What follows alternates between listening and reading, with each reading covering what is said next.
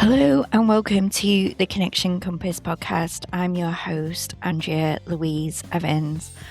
On Wednesday, the 23rd of September, I will be holding a live webinar on the story of the building of the Connection Compass, a modality that I grew over 10 years. If you'd like to join us, please check the show notes for details. But now for this week's episode.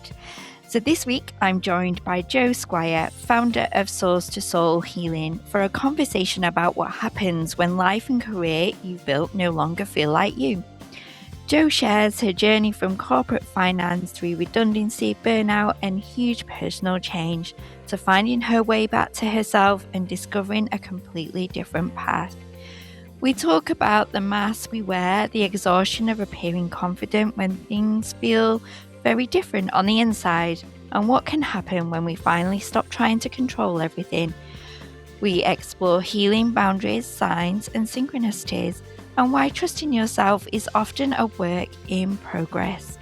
Ultimately, this is a conversation about letting go of what we no longer need to carry, having faith in who we are, and giving ourselves permission to simply be ourselves. Hello, Jo. Welcome to the Connection Compass podcast. I'm really excited that you're here. For our listeners, please could you share a little bit about yourself? So, thank you for having me. Absolutely blessed to be on here. It's a long time since I've been on a podcast, so this could go anywhere. So, Good. yes, a little bit about myself. I am Jo Squires. I am now known as Source to Soul Healing. I say now because there's been many reiterations of what I have done since really coming out of corporate finance, which I fell into completely and ended up staying there for 26 years and didn't always feel as if I fitted in. Often felt as if I was just going through the process, just going through the motions of having a grown-up job.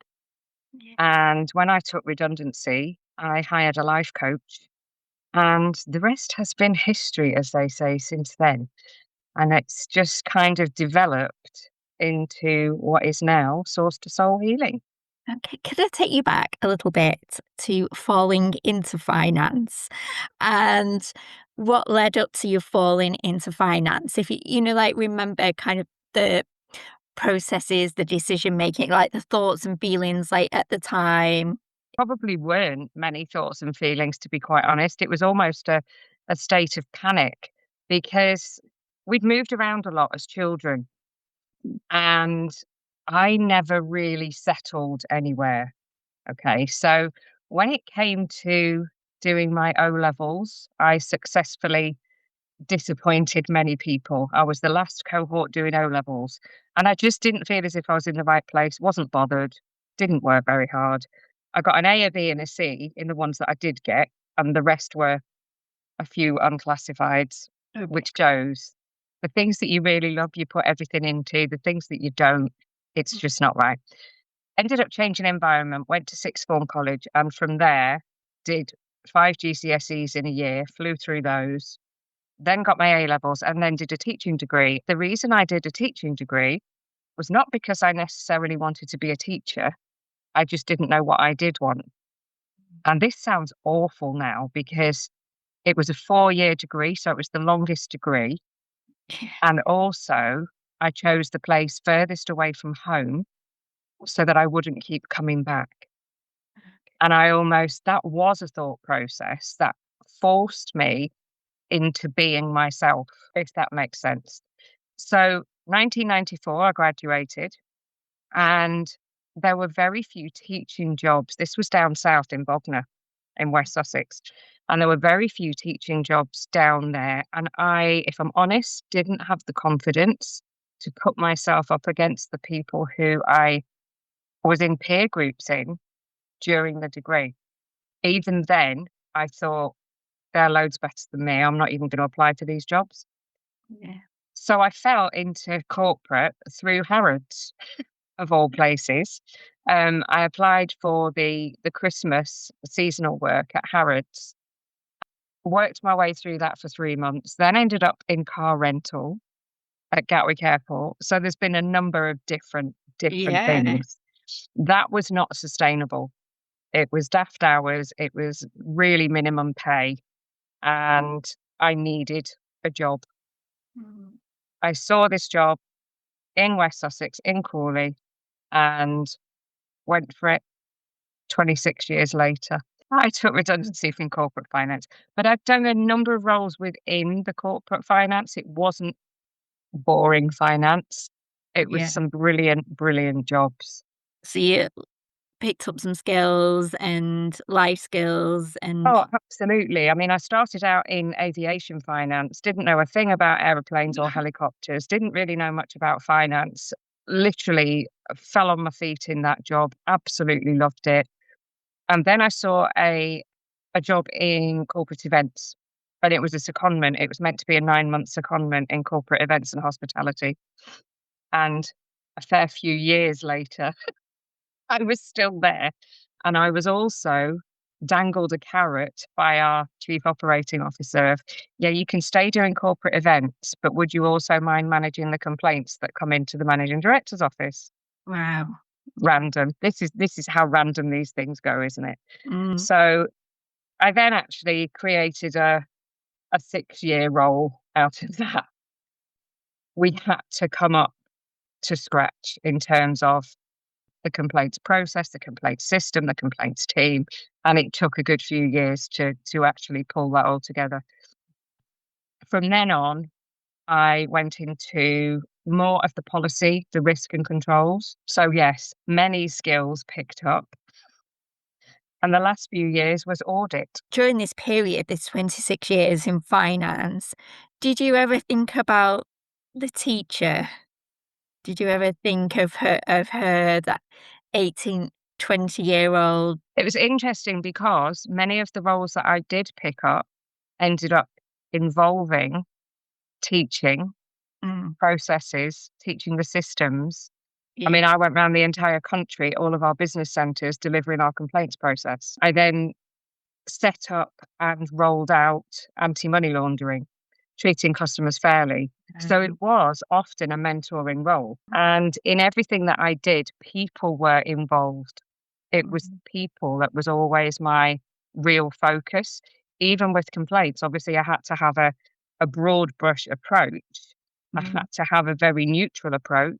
And then, you know, dealing with complaints isn't something you can necessarily teach people. They have that sense within them of what is right and what isn't right. So the teaching of the process and the teaching of the system was one thing, but actually then bringing them round to the right mindset of not taking things personally. And all of this was going on in my life at the same time. yeah, that's I was just about to say, because as I'm listening, I'm hearing the younger you and not wanting to put yourself in alignment with your peers Hmm. teaching, but then going into these roles that require a massive skill set, Yeah, from complaints, teaching. yeah, To me, there's an expansiveness there that yeah. perhaps you wouldn't get into. You, obviously, you get a different skill set from there are different things that you will learn. If this is expansive experience, so did you start to see yourself differently? I think other people saw me differently Mm. because you're in the situation yourself. You don't notice big changes day by day. Mm. Yes, when I look back now, I mean, I would stand in front of 150 managers, 150 people within a team, and stand there in absolute silence because I knew what my presentation was about. It was about dealing with difficult situations. And I Yeah. stood there for 2 minutes in complete silence. And, Mm. that took a lot of confidence to do it. There was a message behind it, obviously, Yeah. Or that how? I Or, knew what was going on, but I didn't mm. communicate that with other people. And as soon as those things started to happen and people started to see that in me, yes, it did boost my confidence on the outside, Mm. but on the inside, I was once described as the woman that's had more breakdowns than the AA. Mm. And it was difficult. There were many difficult patches at work as well, where I would paint on that smile. I would put my suit on. I would be driving around in my nice company car. And Someone once said, "Oh, she swans in and out of the office." Well, maybe it looked as if I was, Mhm. but you've got no idea what was going on in the Yeah. background. And I had to look like that. I had to have the confidence, the outer confidence, because people were relying on me. People Yeah. were trusting me to make hundreds of thousands of pounds, in fact, millions of pounds worth of decisions. And I had to have that outward confidence. So it became easy to Mm. paint that smile on. It became easy to be that person that could be trusted, that Yeah. could write board reports and present board reports and, was happy in that role on the outside. I wonder what 'cause it's something that I recognise in myself as well over the years. How could we explain that mismatch? It's really because it is bizarre, isn't it? Mhm. It's something that I don't think it's easy to explain. It's quite difficult to live with. I would say it's quite exhausting. It was absolutely exhausting, absolutely.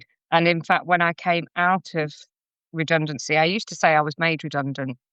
And after a while, I took the power back and it was, no, I took redundancy because actually it was a choice. Right. I did try to stay on, ironically, and there's another story that goes with this. I did try to stay on, and a role was found within the Mm. company for me, but I just didn't settle. And I actually became really, really ill. And it was what we think now is the start of COVID. That's how bad the infection was. I had a chest infection. I was really, really poorly. And it was like, "Do you know what? I don't think I'm going to go back." And it was the universe's way of saying, "No, don't go back. You can step away now." So I took the redundancy, I took the package. It cleared everything for me. I managed to pay everything off. So I was free. But what had happened was, because I'd been painting this smile, because I'd been painting this confidence on for so long, when I came away from that, I didn't know who the heck I was. And I was part of a book collaboration actually a few years ago, and this came up within it that I didn't know who I was. I didn't recognize my own name. I could tell you what my employee number was. I can still tell you that now, but I couldn't, nothing looked familiar. Nothing felt familiar. Home didn't feel like home. I was lost without that business because I'd poured my life into it, and I just did not know what to do with myself, and that is the depth of painting on that smile, putting on that facade, having that mask and that defense around you for so long that when you step away from it and your body can relax, it just goes into complete meltdown. Yes, you start to realise it's almost like it's hidden, isn't it? We're on a process, we're on a conveyor belt, and we don't quite realise the impact of Yeah, what's happening underneath. So then when we do stop, yeah, it just all starts to reveal itself. It starts to surface, doesn't it? yeah, and it does feel like a downward spiral. You Mm, literally are unraveling, mm, and that's the reason I hired a life coach because I thought, "Right, so I've got a little bit of cash here, I can do this. mm. I need some help. This clearly isn't me." I didn't think it was depression. I've been diagnosed with depression in my early 20s, and I've never hidden that from anybody. And work had always been brilliant. If I'd had any challenges, let's just say, with my mental health, if I needed time out, they gave me time out. They were absolutely phenomenal in that way. But I never really found what was right for me in terms of treating the mental health. And I didn't think that this was an addition to the depression. I knew that this was different. I never realized where it's quite was going to lead. And that's just been amazing. And no doubt we'll come on to that in more detail. Sometimes you have to trust the process, trust the Yeah. journey, trust the process. So when you took redundancy, what was the time frame between you finding your working with a life coach? Was it straight away, or did you have a little bit of downtime for everything to unravel? I can't actually remember. It could only have been a few months, if that. Okay. If that, because I was on garden leave as well. I was called in when I was needed. It's that in between period of Ah, what on earth okay. am I doing? So I was 3 months garden leave, and that was the strangest time because Mm, I was still in contact with people in the office. I was still doing things, but actually now I'm not really here anymore. And that was really strange. It was like pulling down the curtain for mm. the last time almost, and it was like pulling it down slowly, pulling it down slowly, and then all of a sudden the date came, handed the laptop back, handed the phone back, sorted the car out, so I ended up buying the car anyway, and it was just like, "This is a bit strange." And at that point, I think, so it was 3 months from getting the notice of redundancy to finishing. So I had that period to try and assess what I was doing. And then a life coach surprisingly appeared on social media, and that was it. It's like, okay. And that's probably also the time that I really started noticing signs and synchronicities more than ever, Okay. and trusting that they came up at the right time, Mm. which is then what led forward. Yeah. So could you tell us about that journey? Because these are like little Wow. journeys within a very big journey, aren't they? So what sort of things so you this kind of synchronicities that you noticed and Mm. little signs around you, were you completely oblivious to them beforehand? Kind of thought the you see the odd robin and you salute the magpie and things like that. So you're paying some attention to it, but at no great depth, certainly no great level. And something led me to trust that this life coach was here and that was the way forward. And I would say it wasn't the best experience. Okay. And typical me style, it was like, "Do you know what? I think I could do that." And that's when the teaching came back in. I Yeah. knew I didn't want to go actually into school teaching. Mm. Things had changed an awful lot over those 20 plus years. And I didn't want to go back into teaching, but I knew mentorship was something that I could take on. And again, the chief operating officer said, "You're like a disciple. You set a stake in the sand and you walk from there and people will follow you." And it was a lovely thing to say, particularly in a work context. So Mm. those words kept coming back to me, kept coming back to me. And I thought, okay, right. So if I could do some life coaching, qualified then as a life coach, don't necessarily follow all the processes and the protocols that I was taught, because you find your own way, don't you? You do. That being said, it gave me the qualification. I could Mm. then ensure and make sure that I could at least offer a service. It was very strange how it started, because immediately it felt like all of a sudden I was in menopause as well. Perimenopause hit, and then all this process started happening as well. I mean, talk about going through changes. I then decided to put my house on the market, and this was during the first stage of the pandemic. Put the house on the market. Mum and I decided we were both going to sell up and move in together, which was again a huge life change. Mm. I decided to move across to live with mum and leave my house empty. So I moved out of a 4-bed, 3-story semi to a 2-bedroom apartment Wow. with mum. That was a big life change. But again, it gave me this time to focus on myself, no real pressure. Yeah. Things just kind of rumbled on. And I started to notice the spiritual side more, started to come into contact more with people who were taking them a little bit further, taking little further steps. Eventually set up my midlife clarity coach business. Okay. And as soon as you're in that sphere and in that environment, people then start coming to you with additional things.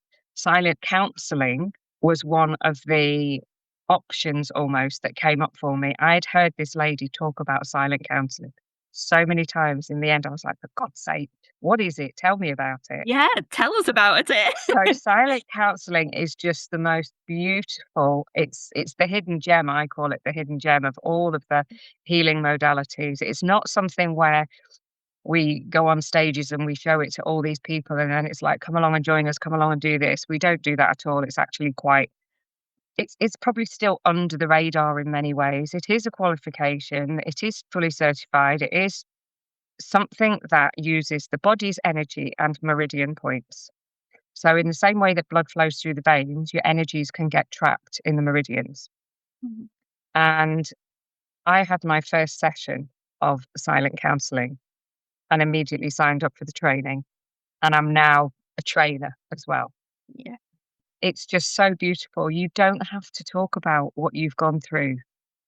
Ironically, when people come into my space, into the safe space that I host for them, whether it be on Zoom or in person, they do seem to want to talk a bit. And these are people that often haven't been able to cry, to show emotion. but your body won't lie. Your body, it does hold the score. It keeps the score. It holds the answers. So if you are using meridian points of the body, we're not tapping, we're just applying pressure. By using that, your body is feeling. You're not prejudging. You're not putting any assumptions on it. You can't deny what your body feels. And having gone through that all those years in corporate finance of denying what my body actually felt, of painting that mask on, this was then something massive for me that allowed me to release all of these things. And again, it's developed from there to, I've now gone on to graduating from the Akashic Records from the Crystal Mystery School. So I now also read Akashic Records. So whilst people don't necessarily want to know where the emotions came from, where these energies have come from that they're feeling, it's always interesting to go back to past lives. And that bit I absolutely love because it joins the dots. And so I can bring this all together under one umbrella, and it's mine. It's just so beautiful to be able to see people's faces as almost as they lift when they've released something that they didn't even know they were holding. They didn't even know they were carrying for all these years. It might not even be theirs. It could be something that that's just been passed down through generations. And to be able to release that, not even knowing what it was, just knowing that something has happened. We don't always have to know the answer, do we? No, no, we don't. So this life that you're holding is completely different from your corporate finance Yeah. job. It's in In another world. it Yeah. couldn't be any more different. Yeah. So how do you feel? Are you starting to feel the mismatch inside to the outer? Is that lessening? Do you feel it's become more merged? I'm certainly feeling more balance than I've ever felt. And part of that, as you know, the last 2 weeks I have spent Yeah. supporting a friend walking from John O'Groats to Land's End. So I actually, can we talk yeah, some more about that? definitely. Yeah. My face lights up when I talk about it because Yeah, the whole absolutely. thing was just, it's, we should stop saying these things are crazy when they pop up because they're meant to be, aren't they? Yeah. So I started following this guy on Instagram, and the only reason I think he appeared on my feed was the algorithm had connected that I have dogs and he has a dog. Okay, that is the only reason that I can think. He mentioned the men's social network, having attended a session of the men's social network, which is all to help men's mental health, physical health, emotional health, etc. And they meet up in a park close to where I live and where I walk my dogs. Long story short, I went along there one day, saw what they were doing, and felt really pulled towards it. Then Liam, the guy who I ended up supporting, obviously I was following him on social media, said that he was doing the walk. And the lady who had been supporting him for the first few weeks had to go home. So he was left potentially not only doing the walk in the hottest time ever, but also then carrying all of his kit, which was like another 30 odd kilos. And it was like, that can't happen. We can't do that. So a number of us stepped up. And I ended up meeting him in Bristol. So I was with him from Bristol down to Land's End for the last 12 days of his walk. And it was just incredible. I car camped for the first time. So minimal stuff, me and one of my 3 dogs. And it was just the most incredible, cathartic, energizing experience to see him. I mean, he was averaging a marathon a day Mm, walking. He didn't have a nutritionist with him. He didn't have a physiotherapist with him. Many of the people that do these challenges do. They have a support team. He didn't. He just had us, you know, mm, driving along in the car, and it's like, "Do you need a drink?" "No, I'm fine. Carry on." And it was more than that, yeah. but the whole experience for me was so freeing because it just took me away from everything, Mm, and it has brought me back to myself in so many ways. And he is such a lovely character. He was a real confidence giver as well. mm, And I think I had got to a point where it was like, what do I do now? I feel as if I should be doing something. And that is a key message, that actually we don't have to always be in control of what's happening. mm, We can just let things flow. because the universe has it mapped out for us, whether we like it or not. And these things are going to happen. So he was put in my life, I was put in his life for this reason. And we have experienced this together, and it's been wonderful to see him getting over the finish line. That friendship will continue. But what it's also done is, for me, it's like shed even more layers. Mm. To have so little stuff with me when I was there, I've come home and it's like we've got to declutter. Just Mm. got, and there isn't a lot here anyway, but it just feels that way emotionally, mentally, physically, literally decluttering and sitting with yourself is so Yeah. important to do. That place of trust to that place of trust, to trust in the flow, to trust in the universe. Would you say that happens all of a sudden for you, like like a light bulb moment, or do you think that that's been a work in progress for you? I'd say it's been a work in progress, and you're going to laugh if I'm going to show you the cards that I pulled before I came on. One was trust Oh, and wow. pen, Yeah, beautiful. and the other was balance and flow. Oh, lovely. Yeah. So yeah, the trust and faith, it takes time to build that trust. Mhm. There is no sudden, oh yeah, I trust the universe, that's it. Mm. It will start to build gradually. And it starts to build gradually when you start trusting the signs that you see. Mm. People will probably start seeing angel numbers now, like 1111 or 1212. Mm. We love our angel numbers. And if you're not even aware of them, you'll start to notice them. Mm. And Liam was doing that all the way along the journey. Yeah. And it was almost like he did have an element of trust, but he didn't totally trust in the process. And it was happening more and more for him as we were going along the journey. And it happens more and more for people who, it does, doesn't it? Who come into our environments, who start working with us. They will notice these things more because of the energy and the vibes that we give off. Yes. Mm. And it's just so beautiful to see it start to happen when people can let go of that control and sit with yourself. It's Mm. not always easy. No, it isn't, because I certainly, for like myself, have very strong mind. It's it's an amazing tool. Mm, It can be quite destructive if you allow it to run away with itself. It can yeah, really take over. But as I said, I always find time in nature really settles yeah. things like that. Yeah. And we couldn't have had a better time to have done this, for me to have experienced this, to then be sharing this with other people, because the weather Mhm. was absolutely gorgeous the entire time. And Mhm. we were sitting out and we were looking at the stars. We saw the shooting stars, saw the eclipse. Well, we didn't actually see it. We were sitting like expecting it. And then it was like, oh, it's gone dark. And that's about what we saw.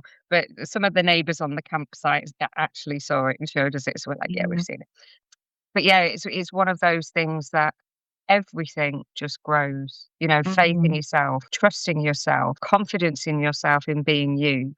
Mm. And then it kind of expands further out. Then you trust the process, you trust the universe. It does often put things in our way. And right now we're going through the eclipse corridor. We're Yeah. between eclipses. Old feelings, old emotions, old relationships, they're sparking up again. Can we talk a little bit about that? Yeah. Is this how it is for you, that it's Yeah. bringing up lots of things for you? How did you Hmm. actually find the eclipse? So the actual eclipse, I know you said that you thought it had gone dark and things, but did you notice any subtle changes, like in the atmosphere, in the energy around you, and like how has it manifested for you in this corridor? It's been very calming. Mm. And it couldn't have happened at a better time again. This whole journey that we went on, and Mm. I'll never forget it because of this, because the eclipse happened on the Wednesday night. Thursday was the day that Liam was hitting Land's End. For us, it was always going to be a big day. So Wednesday night was just so special to sit there with him and look up at the sky and see the shooting stars and everything else going on. Thursday was then such a brilliant day. We sat Thursday night and it's like, well, it's all over. So we were calm anyway. Okay. Coming back from Land's End, from Penzance actually, home, took 10.5 hours in the car. So I had no choice other than to sit with it. And I would say 90% of the time, I didn't even have the radio on. I just sat in my own thoughts.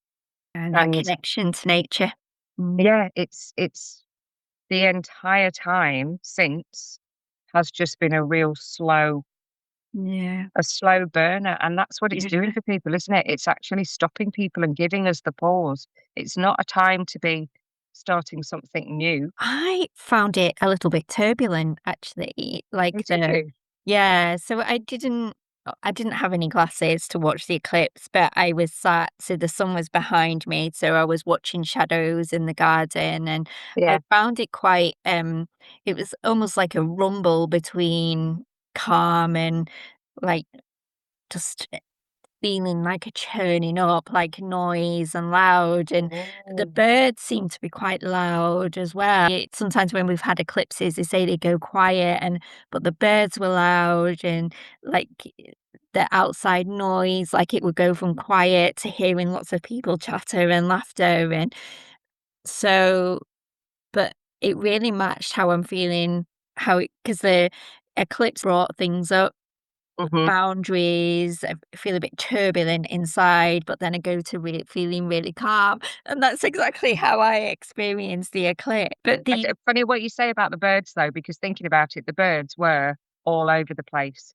but they yeah, wouldn't know what was happening because of the timings, would they? Because they'd be thinking, "Well, yeah, it shouldn't be dark now." yeah, And it was as if something was coming, the only real thing that we noticed. But I've yeah, been reading this morning as well on social media, people saying, "I'm in tears 1 minute and then absolute roaring laughter the next, and I don't know what's happening." And but then I guess I'm quite used to that because it's a bit postmenopausal, it's a bit ADHD, it's a bit everything all coming together. I guess it is heightened. It has heightened that. mm, So maybe, I mean, that is what people are going through. I know we had a conversation on our call, didn't we, with the yeah, group of ladies that we're on. And yeah, it's certainly a strange period to be in. It's not the most comfortable period that I've been in. mhm. It but it's quite nice in some ways. It is because I think we need change. The earth needs change, Yeah, and the changes are coming, and the more people that in tune, in synchronicity with the energies that are happening around us and taking yeah. them on board, that will see those changes that we need. And so, is there my last well, one of my few last questions for you. So the first one, your younger self has really resonated with me, like that teacher and not wanting to compete with your peers because you didn't Yeah. feel. How do you view that version of yourself now? What would you say to her if you could? Well, I never regret anything, so I don't regret the choices that I've No, made. And ironically, many of them have gone on and had brilliant careers in teaching, but also absolutely. very stressful. Yeah. And they are sort of coming to retirement age now. Mm, And many of them are like, I actually can't wait to get out. yeah. Education has changed so much. I think that younger version of me was wanted to go out and explore more, didn't want to be tied down, didn't want to grow up, I think. And then oddly enough, ended up in a 26-year corporate career, which was Yeah. the complete opposite. What would I say to the younger version of me now? Just be you. Just be you and just do you. Because a friend posted something this morning saying you're going to be judged anyway. So pick the Mhm. version that is feels like magic to you.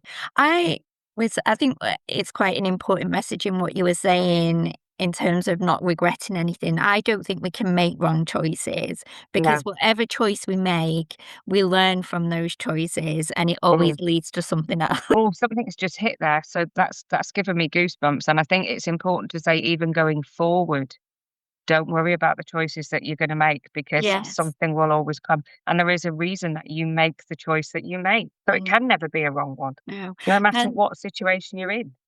yeah, and from your work, from your experiences, overall, looking at where you are now and plans for the future, Is there an important message that you want to share with people? If possible, to heal from your past, you simply need to acknowledge it. Mhm, You don't have to go over and over what has happened.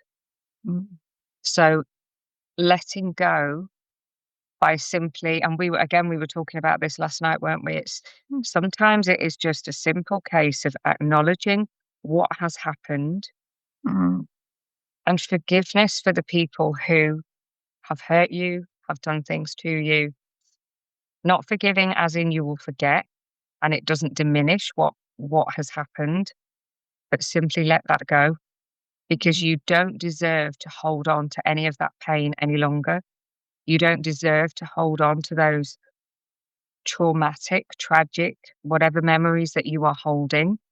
mhm, You don't need to hold on to those. mhm. You've actually got so much more, and our futures are all so bright if we could simply Mhm. acknowledge what has happened and move forward from it. And trust me, that is not an easy thing to do. But Wow. when you're finally in that position, we can let go. And it's just beautiful. Life just feels so different. And, the more people we can help with that, the better that life will become. Not saying we're perfect, but we can help. Yeah. And what are your plans for the future? More of, Yeah. more of this. I do want to make my work more accessible, not to become everything to everybody and reach the burnout point. We spoke last night about boundaries. Boundaries are so, so important, and they are important to, particularly to people who work with energy, who work with healing. Mm, And so I will be doing a lot more of the same. yeah. I will certainly be restricting access to my energies to the people that I feel right. Yeah. So the people who I want to have access to my energies and my emotions will be having that. On what level, I don't know. But yes, I just want to get this work out there to help Yeah. as many people as possible. Beautiful. And I always ask everybody because it's one of my favorite things anyway, but I love attaching it to the Instagram post. Do you have a favorite song or something that you really like, a piece of music? There's two. So Step by Step by Whitney Houston Yeah. and I'm Alive by Celine Dion. Ah, okay. Lovely. And Joe, thank you so much for coming on the podcast today. It's been a really beautiful conversation and I appreciate your time and energy. Thank you. Thank you so much for having me. Lots of love. Thank you for listening to this week's episode of The Connection Compass. For more information on Joe's work, please check the show notes along with the details of the live webinar on Wednesday, the 23rd of September, where I'll be sharing the story of the Connection Compass and how it was built over a 10-year period. If you found this episode helpful and you think it can help somebody else, please leave a review. And remember to keep talking, keep connecting for a more interconnected world, and see you next time.